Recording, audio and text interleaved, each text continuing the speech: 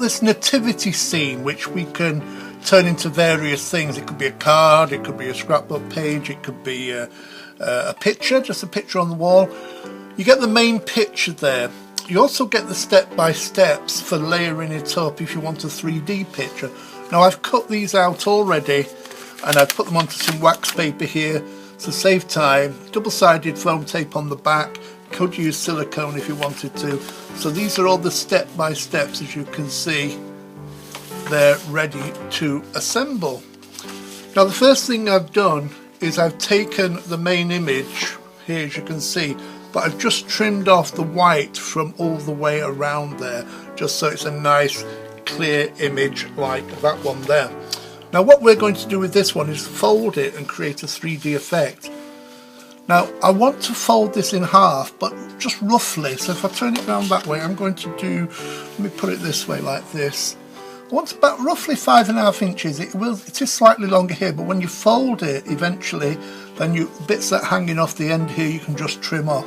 So first of all, I want to line this up at the bottom, and I'm just going to choose 5.5 inches here. I think that'll be fine. You could go to 5 inches if you want to, 4 inches, it's entirely up to you, but I think I'm going to try the 5.5 inches here. And just put your metal ruler there, and using an embossing tool, I just want to be able to crease this. Now just crease it up to where the figures start and end. So I'm just going to crease down there like that. So when I've cut this out, it will fold nicely. And just from the top of the angel's head there, or cherub, whatever you want to call it, and just creasing that there. Now I've done the crease either side here, and just turn this round. And what I'm going to do is cut out all the way around here. You could use scissors, but I'm going to use a scalpel. And I'm just going to leave a little bit of the gold showing through as I cut it. So the first cut will be there. And just gently cut using a scalpel.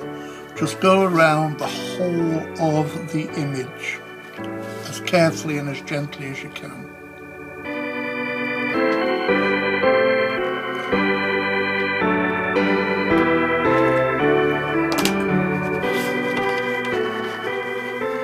Now what you do is you cut that out and you just fold it where the crease was that you made and just crease it down there. So you've got that. I told you it was going to be a little bit overlapping, so what I'm now going to do now is just trim that off the bottom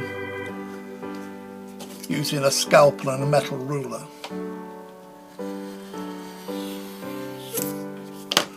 And then you've got the card that opens like that, and it can stand on its own like so.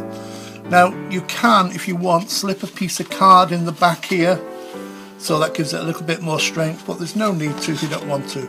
So now we're going to place that down. I'll just move my cutting mat. There's the design, and now all you have to do is simply step by step just layer this up.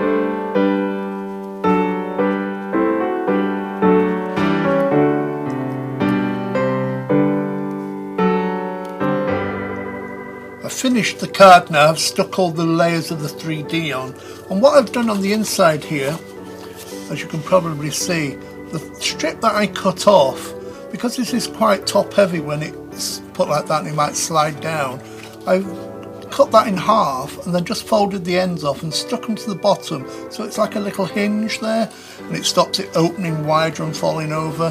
So there you can see there, so when you stand it up, those open up like that, and you've got the perfect nativity.